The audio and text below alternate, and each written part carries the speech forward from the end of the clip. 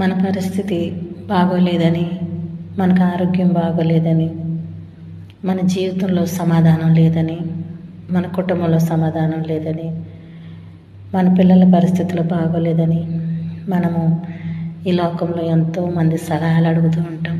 వారి సలహా అడుగుతాం, వీరి సలహా అడుగుతాం, ఏం చేయాలి ఏం చేయాలి ఏం చేయాలని.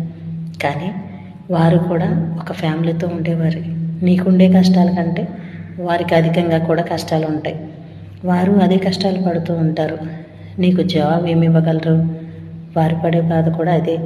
కనుక మనుషులను బట్టి మనుషులు సమాధానం కోసం వెతకొద్దు, కానీ దేవుని దగ్గర సమాధానం వెతుకు.